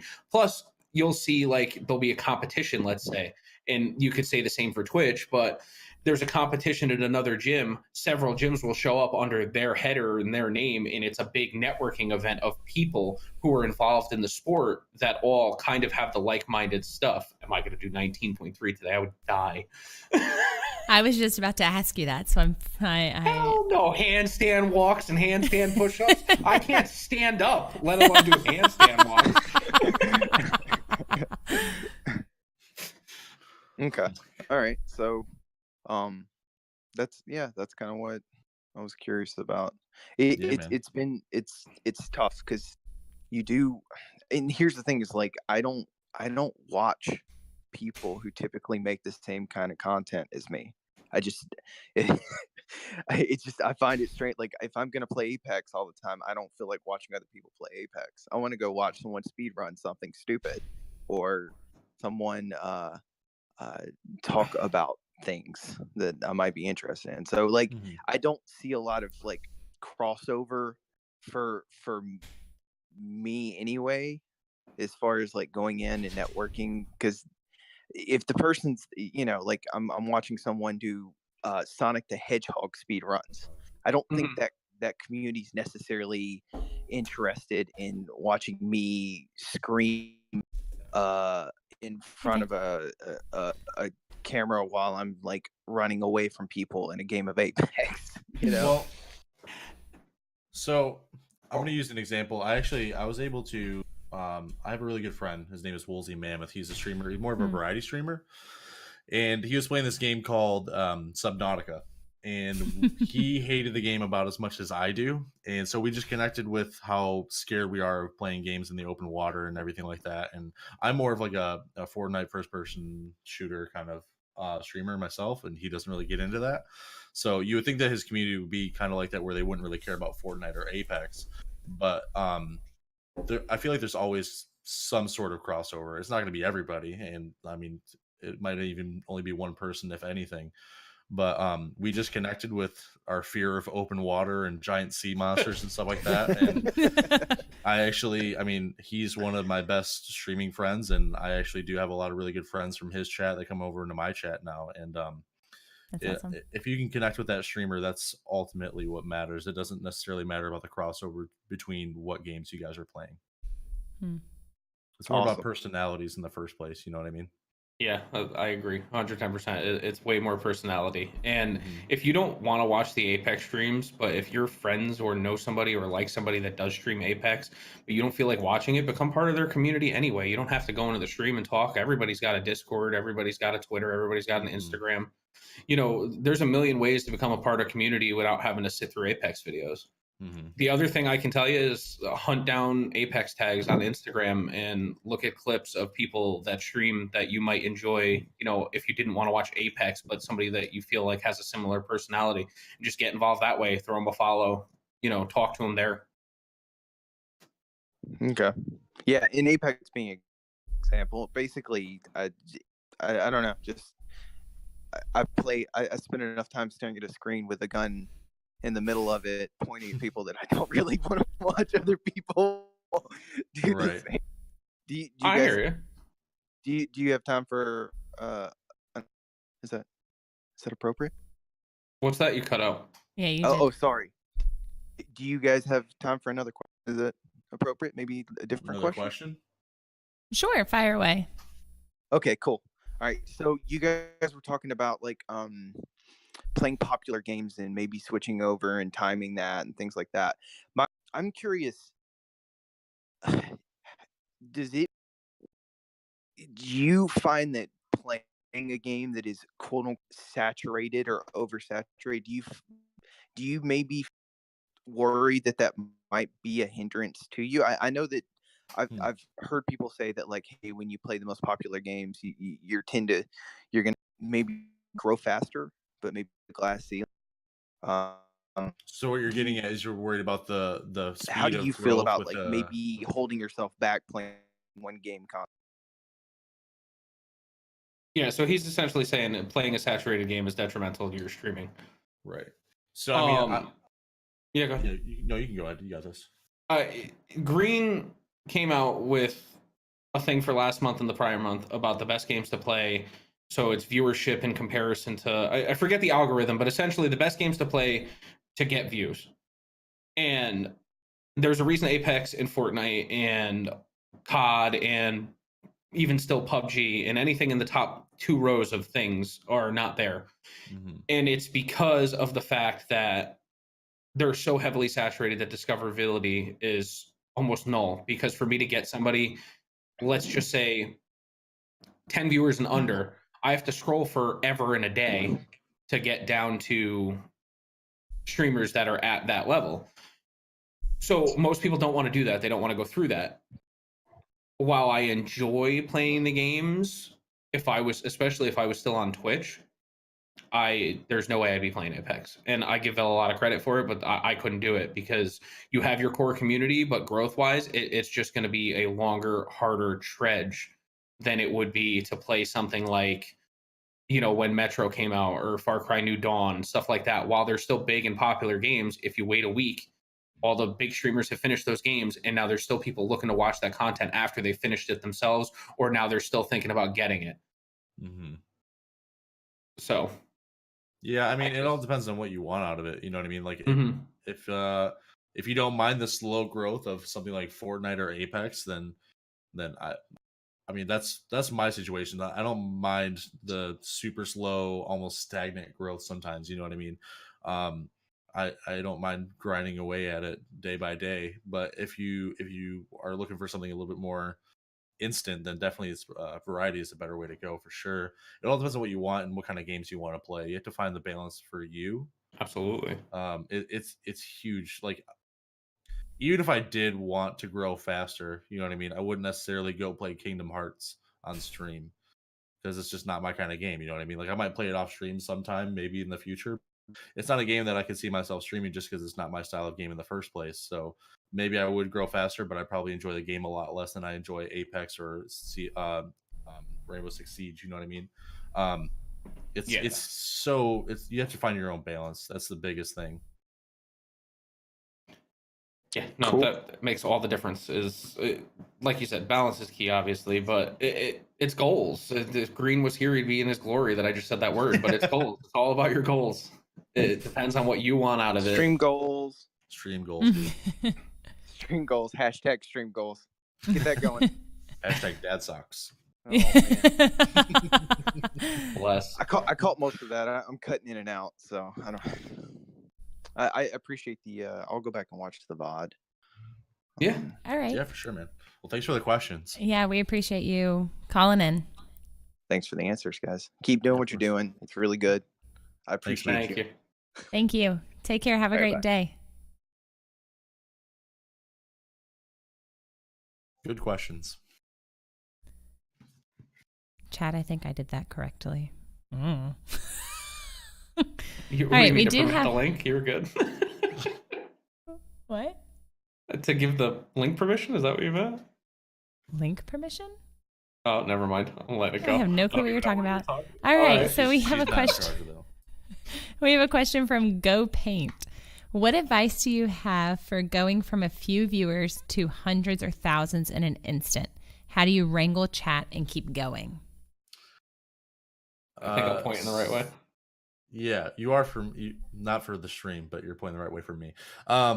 So I've been rated by Tim the Tatman twice. I can give you a good example in both from these raids. Okay, so the first one, I reacted horribly, and what I did I said "holy effing s" a lot. You know what I mean? Like I swore the entire time that I was panicking. I was already having a bad day on stream. Like, the stream didn't feel good. You know, it's just one of those off days where you feel like nothing you're doing is going well.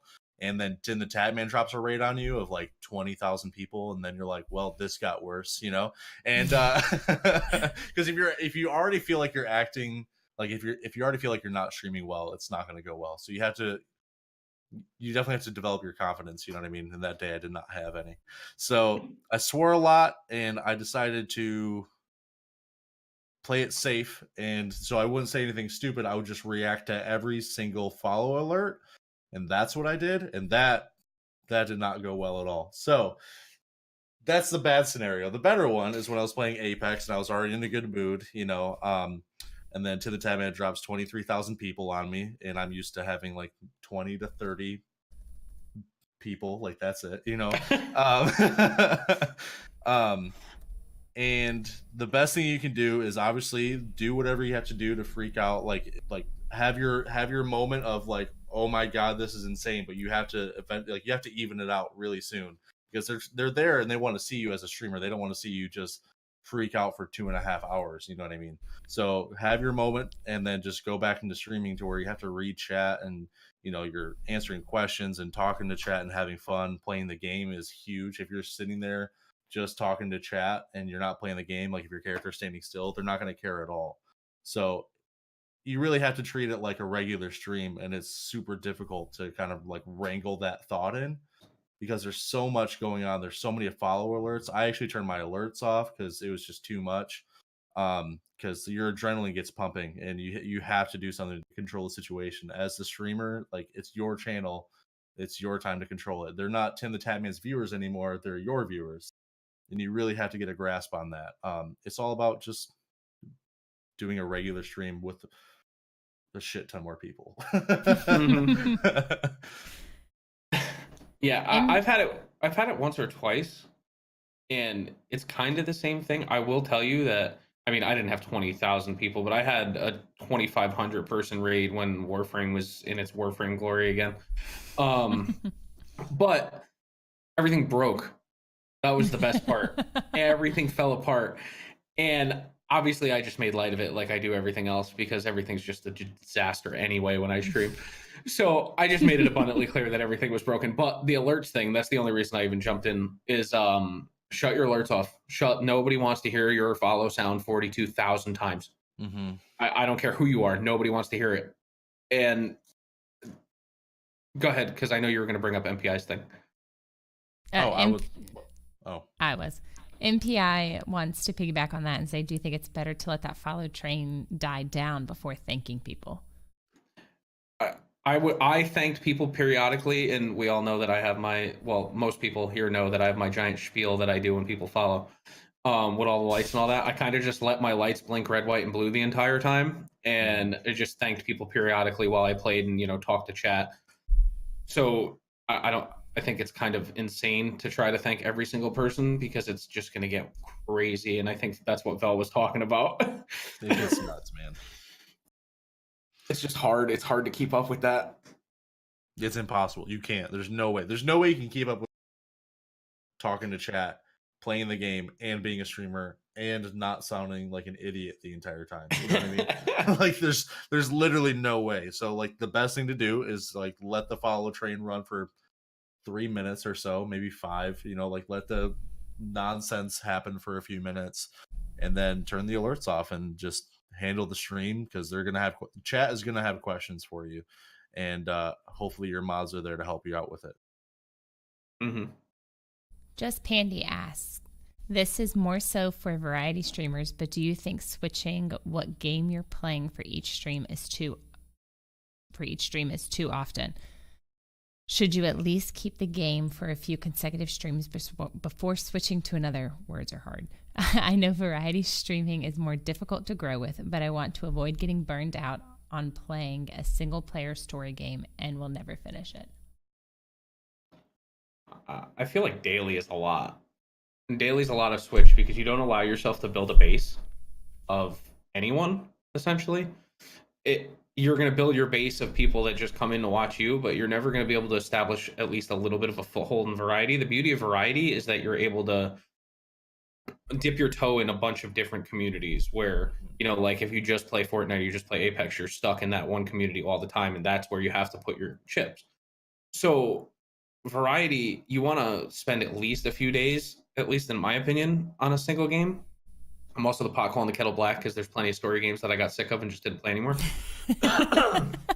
So it's definitely a balancing act, but I think a different game every day is tough unless it's something you consistently do and you've already built a heavy base. I know a few streamers that do it, but they had a heavy base already. So people would show up for Destiny Day, or people would show up for Fortnite Day, and then would not show up for, Kingdom Hearts Day or whatever. So I think you need to spend at least 2 or 3 days on a specific game, and then you could like swap it in something else and then get back to it. Because you also don't want people to be invested in a story game, and then a month goes by and then you're back into Red Dead and people are like, why are we doing this from chapter 6? Mm-hmm.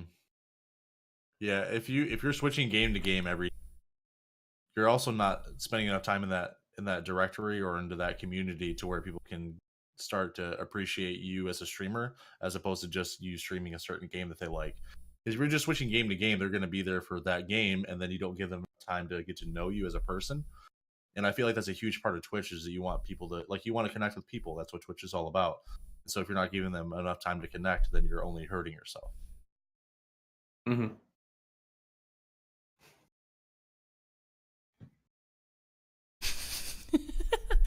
All right, so we still have time for a few more questions, chat.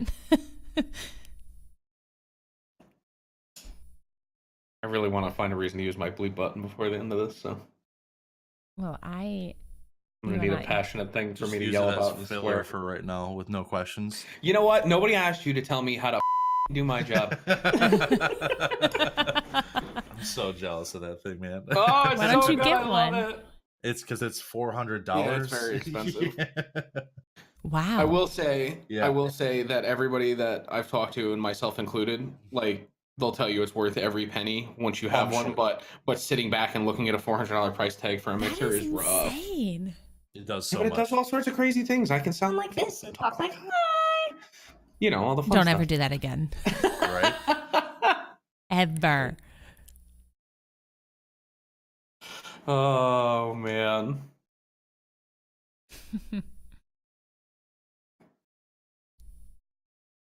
MPI asked why not just make one on the stream deck. I'm assuming he means and well, the reason it works so well on the Go XLR and it wouldn't necessarily work on a stream deck is that when you press the button to bleep, it mutes the microphone automatically. The problem is I can add a sound effect to my stream deck to make a bleep sound, but unless I mute my mic simultaneously, you might still hear it in the background of it. So it kind of defeats the whole echelons of it. It's just like when you're editing a video, you add a bleep sound. At least I do. I drop the audio from the video and then put the bleep over it and then bring the audio back up, because I don't want to risk having the beep sound and somehow still being able to hear me saying whatever inappropriate swear word. You don't swear, Snoop. I don't ever swear. I'm the best. You really are. PG. You and Green are just alike. Listen, I'll hit my. I also slipped have up. these foolish things. What, on Stream Key? I don't know if he's messed up on Stream Key, but he definitely No, messed it up was on during, a like, charity the, stream. Oh, I remember that. That was Oh, great. F, you're right. And it was so fast. If you like tuned out that'd for be 1 clipped. second, yeah, you were And then done someone's for. like, "Did you just say that?" He's like, "Wait." Say what? No. Ooh, there we go. We got a question. Just Pandy asked, "What's the worst advice you can give new streamers? Think hard about it." Quit your job and just stream. Yeah, right. The worst advice you can give to that's definitely a pretty bad one. The worst advice. Make sure everything is like top notch before you start streaming. You know what I mean? Like, because people are trying to people will try to like perfect everything before they actually go live. And so that kind of mentality is really, really bad. Like, you want to just stream, you know what I mean? So the worst advice that I could give is to make sure that everything is perfectly set before you start streaming, because that's never going to happen. You'll just end up never streaming. Yeah, I don't know. I think it's like quit your job and start streaming and make millions. Like, I think that's the worst advice you can give anyone. So you're telling me that I'm not doing the right thing. Right. No, Exactly. He Exactly. said new streamer. Thank you very much. Hey, you know what? You. We got a question from Rab. Yes. Ow. What are y'all's feelings on, shouldn't it be conflicting stream times from other streamers that you're good friends with? Deconflicting, yeah. Yeah, what are let me try that again. What are y'all's feelings on deconflicting stream times from other streamers that you are good friends with? So like streaming at times that other friends are on, or not streaming at those times? I think don't stream at the same time as Vel, essentially. I think that's what I think that's what he means. It's a really weird question. Yes. That is what he means. Yeah. It is. So if you need to stream at whatever works for you, you know what I mean? It doesn't matter when somebody else is streaming or anything like that. And honestly, if you have a friend streaming at the same time, you can do something like me and Snoop are doing anyway, where we stream together. You know what I mean? Don't worry about other people's schedules, because then you're only holding yourself back. You can't worry about it. And then if the other person wants to get jealous, they can either step their shit up or move along. You know what I mean? Like, there's like that. There's also that competitive side to it too, where like, if you're going to be jealous about somebody, then you need to worry about why you're worried about your own channel. You know what I mean? Like, if you're that scared about like losing viewers essentially to another person that's streaming at the same time, you need to evaluate what you're doing and fix your stuff so that you're not worried about it anymore. Because if that person is confident in their own channel, they're not going to worry about a friend streaming at the same time as them. Yeah. And like, he followed up and said he doesn't want to take viewers away from his friends. If your friend's viewers are leaving your friend's stream to go watch you, your friend's viewers don't care about your friend's stream. And they're only there because you're not live. So you're not taking anything away from them. The only thing I've ever done with a schedule, I've never based my schedule off other people's streams. Right. In the sense of like trying to make sure I'm not streaming at the same time as them. I have not off friends so much, but like other streamers in like my bracket of viewership, I've tried to start an hour before them. Absolutely. Because if you're streaming the same kind of content and this is somebody, I'm not talking about friends, just in general, other streamers, you know, somebody who's averaging 30, 40, 50 viewers and they go live at 10 o'clock, let's say, with whatever game I play, I'm going to go live at 9 because if I know that they watch both of us, I want to be live first. Right. You know, so That's there's fair. that aspect of it. But as for friendship wise, at the end of the day, if, like I said, if they're leaving that stream to go watch your stream, they're only in that stream because you're not live. So it's not like you're taking their viewers. Right. First of all, nobody has ownership of viewers, but that's the first and foremost. I don't own anybody's viewers, and the same thing with Vel. Like, if somebody left my stream to go into Vel's stream, I'm not going to be like, oh, that guy's banned. Like, that's my viewer. Right. Send my viewer back to me right now. No. Like, it's just, I don't know. It's kind of a moot point, in my opinion. Yeah, just stream when you can, and don't worry about other schedules or anything like that. Because if you want to stream, but you're not streaming just because of someone else that you like is streaming at that time, then you'll never stream. You know what I mean? Like, it'll just never work out for you. Don't hold yourself back. Yeah, I mean, people stream all day long that I know, that I'm friends with. So. Absolutely. That's a good question, though, too, because I feel like there are a lot of people that are worried about that kind of stuff. You know what I mean? Like, I don't know. Great answers, guys. Okay, yeah. So just make sure you didn't follow up with another question. But yeah, I mean, there's definitely people on Twitch that are, you know, like, you don't want to ruin any relationships with anybody. And if you have networked with that person and then you feel like you're doing them some harm or some wrong with starting your stream at a different time, it could definitely mess with you and keep you from doing it. But at the end of the day, it's your channel. You have to do what's good for you. Gentlemen, we have about 10 minutes left. Is there anything that you would like to add to today's discussions, topics? Come to playthrough and see us. Yes, in definitely the come to flesh. Playthrough for sure. Doing this. Make sure they rent a server My from suspenders TRUgaming. will be attached, though, at playthrough. All right. Well, how about you tell us where everybody can find you? I am SnoopHogTV on all of the things. Mixer, Instagram, Twitter, Twitch, even though I don't use it. Even though I don't use it. What is the other thing? Discord, Live Me. What else? What other platforms are there? I don't even know. Mostly Instagram and Twitter right now, to be completely honest. I'm way more active on there than I am with streaming because of what I'm trying to do with the change of everything in my life. I will be streaming here and there, but it's going to be a lot different than it was. It's going to be a lot less video games and a lot more just chatting, because those were my better off streams anyway, in my opinion. I do way better just sitting here BSing like this than I do playing video games, because I just get incredibly salty and want to throw stuff through my computer screen. I don't believe it. No, not at all. Never. That gets used a lot.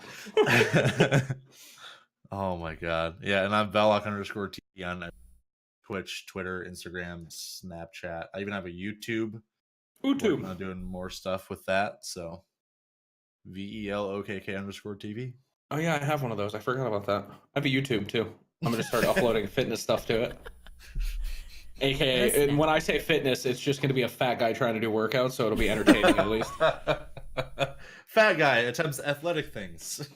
Come watch this almost 300-pound man do 19.3. Lol.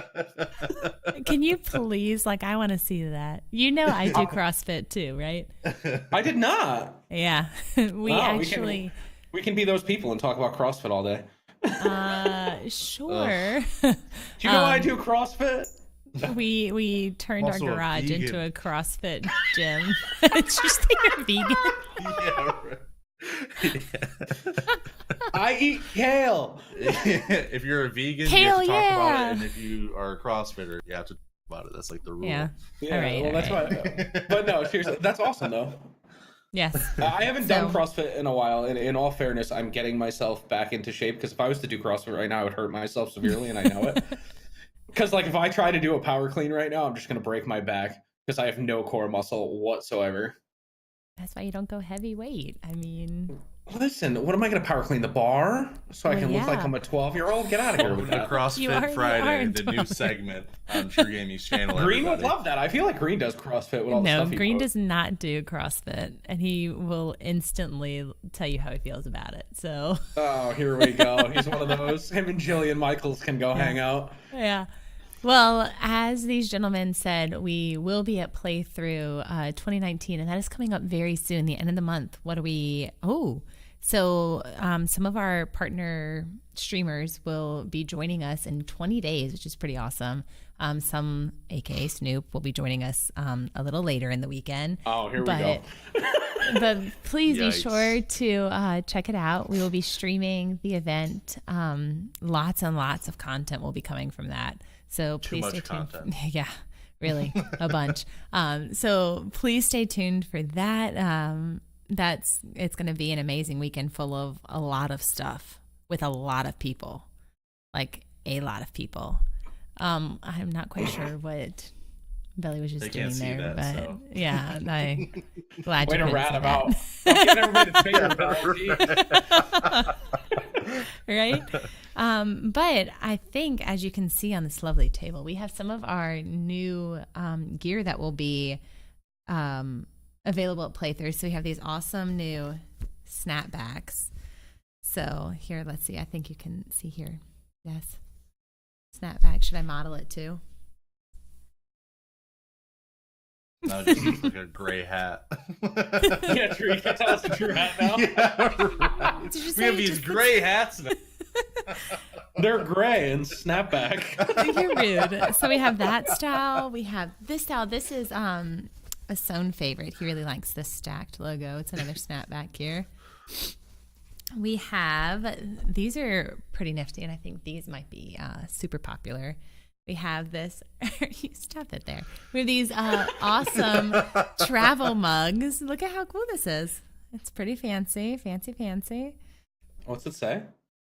It says TRUstreaming.tv on the back. It is what's that? Oh, I don't know. Why don't you tell me what it is there, Coach Devin? I mean, I asked you, so.